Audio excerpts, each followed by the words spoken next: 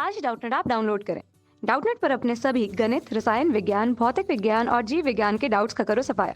बस प्रश्न की फोटो खींचो, एक ही प्रश्न को क्रॉप करो और तुरंत वीडियो सोल्यूशन पाओ। अभी डाउनलोड करें। प्रश्न पूछा है कि एक आदर्श गैस आयतन V1 से V2 तक समतापी विधि द्वारा प्रसारित होती है तथा फिर उसे रुद्धोष्म विधि द्वारा प्रारंभिक आयतन V1 तक वापस से संपीड़ित किया जाता है। प्रारंभिक दाब जहां P1 है और अंतिम दाब जहां P3 है। इस स्थिति में कुल कृत कार्य W क्या है? क्या उसकी स्थिति 1 से अधिक है जहां वह विकल्प ए में हमें दिया हुआ है? दूसरी तरह कार्य का मान क्या शून्य से कम है? क्या कार्य का मान शून्य से कम और दाब का मान अंतिम स्थिति में ज़्यादा है, यह दिया हुआ है, या दोनों स्थितियों पर कार्य के मान शून्य और दाब के मान बराबर हैं, यह हमें विकल्पों के रूप में दिए हैं, जहां सही विकल्प का चुनाव हमें इस प्रश्न में करना है। अब यदि प्रश्नानुसार दी हुई स्थिति को हम आरेख के रूप में देखें, प्रश्नानुसार जहां निकाय के रूप में हमने पिस्टन और सिलेंडर की स्थान को ले लिया है, जहां यह पिस्टन को और यह सिलेंडर की स्थिति को बताता है। अब यहाँ पे हम देखते हैं कि इसके अंदर निश्चित आयतन में गैस की मात्रा जो है भरी हुई है। गैस की मात्रा जिसे हम आदर्श गैस से प्रस्तुत करें।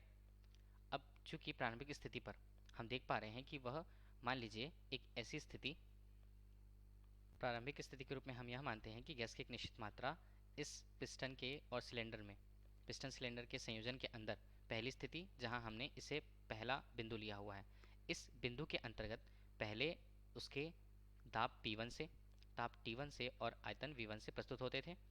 दूसरी स्थिति पे जब इसे कहा गया है कि पहला उसे V1 से V2 तक प्रसारित किया गया है। प्रसार किस प्रकार किया गया है? प्रश्नानुसार प्रसार समतापी विधि द्वारा। समतापी विधि अर्थात पूरे प्रक्रम के अंतर ताप का मान समान होने वाला है। समतापी प्रक्रम के अंतर्गत जहां इसे हम इसके नियम के अनुसार PV बराबर नियतांक के रूप में प्रस्तुत करते हैं, जहां तापमान का मान T1 T2 की स्थिति पर बराबर होता है।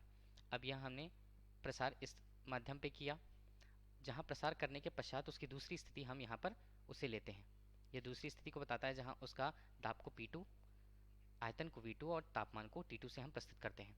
अब चूंकि यहाँ तक प्रसार हो गया समतापी प्रक्रम द्वारा, यही स्थिति जहाँ पर यह हुआ है जो पिस्टन को एक स्थान से दूसरे स्थान हटाता है, अर्थात यहाँ पर प्रक्रम जो है या कार्य जो है गैस द्वारा किया गया है, जो हमें दिख रहा है कार्य गैस द्वारा किया गया। इसी तरह हम दूसरी स्थिति देखें। दूसरी स्थिति में जहां आयतन यहाँ पर क्या था, V2 था, तापमान T2, और फिर इसे वापस पुनः से, चूंकि अभी पहली स्थिति से दूसरी स्थिति समतापी प्रक्रम अर्थात T के नियत होने पर यह हुआ था, अब वापस से दूसरी स्थिति से उसे वापस से आयतन V1 तक संपीड़ित किया जाता है। किस माध्यम से? अब इसे पुनः V2 से V1 तक इसका संपीड़न किया जाता है।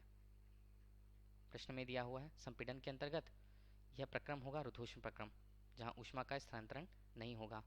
रुद्धोष्म प्रक्रम इसे हम कहते हैं जहां PV गामा बराबर नियतांक या इनका मान नियत होता है। हम इसे समीकरण द्वारा प्रस्तुत कर सकते हैं।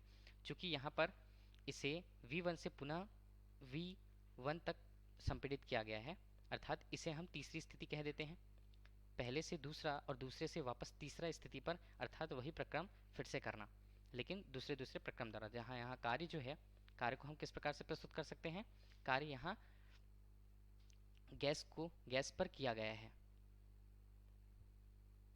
अब इन्हीं प्रक्रमों को यदि हम आरेख द्वारा प्रस्तुत करें, आरेख जो दाब के और आयतन के बीच में बनेगा, आरेख के अनुसार पहली स्थिति जो यहाँ पे आयतन पर एक गैस रखी हुई थी, गैस को प्रसारित किया जाता है, अर्थात उसके आयतन को बढ़ाया जाता है। आयतन के बढ़ाने से दाब क्रमशः कुछ इस तरह प्रतीत होंगे। ये पहली स्थिति, और यहाँ से प्रक्रम होते हुए दूसरी स्थिति पर पहुँचता है। दूसरी स्थिति पर पहुँचने के पश्चात इसे हम दूसरा प्रक्रम कहेंगे। अब वापस से जो V2 आया है या आयतन में जो वृद्धि हुई है, उस आयतन में वृद्धि को वापस से एक और पद्धति द्वारा, अर्थात रुद्धोष्म प्रक्रम द्वारा, यह प्रक्रम था समतापी प्रक्रम। इसे हम T बराबर C से नियत के रूप में लिख सकते हैं। और दूसरी स्थिति जब दूसरे से इसे तीसरा ले जाया जाता है, जहाँ दो की स्थिति में आने के बाद उसे तीसरी स्थिति में जब संपीड़ित किया जाता है, तो हम इसे तीसरी स्थिति कहते हैं। यहाँ पर हम दाब को एक प्रकार से देखें तो दाब का मान P3 और यहाँ पर दाब का मान P1 से प्रदर्शित होता है। अब इन्हीं स्थितियों को देखें तब हमें आरेख के अनुसार यह तो दिख रहा है कि दाब का मान क्रमशः बढ़ेगा, जहाँ अंतिम दाब P3 जो है P1 से अधिक रहने वाला है। अब चूंकि हम इस स्थिति पर कार्य की बात करें, तब कार्य को हम जानते हैं वो P डेल V से प्रस्तुत होता है। P डेल V P दाब और आयतन के बीच रखे आरेख के द्वारा प्रस्तुत होगा, जहाँ पे हम इसका मान इसके क्षेत्रफल से, इसके द्वारा घेरे गए क्षेत्रफल से निकाल सकते हैं। जहाँ इसके द्वारा घेरा गया क्षेत्रफल हम किस प्रकार से देखें, चूंकि पहले की स्थिति 1 2 यहाँ पे इस बिंदु को, यहाँ तक की स्थिति को हम बोलते हैं कार्य।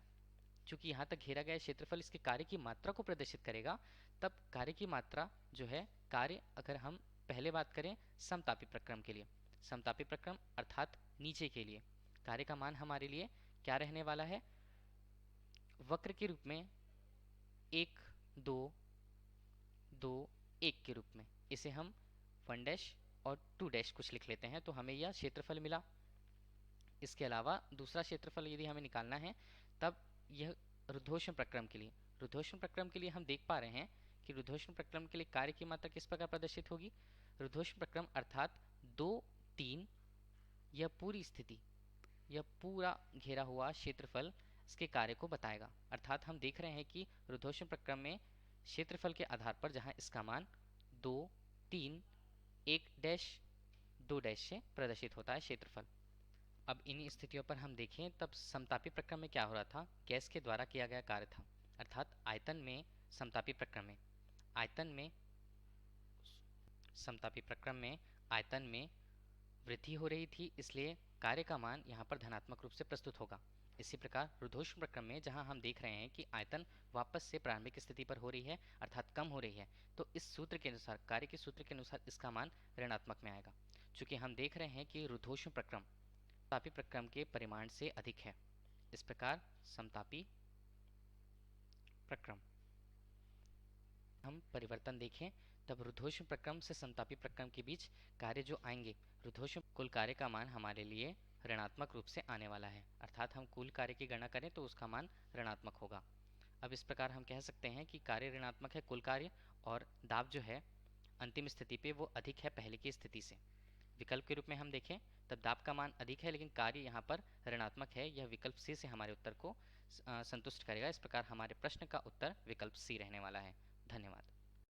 कक्षा 6 से 12वीं से लेकर नीट IIT JEE वो एडवांस के लेवल तक 1 करोड़ से ज्यादा छात्रों का भरोसा।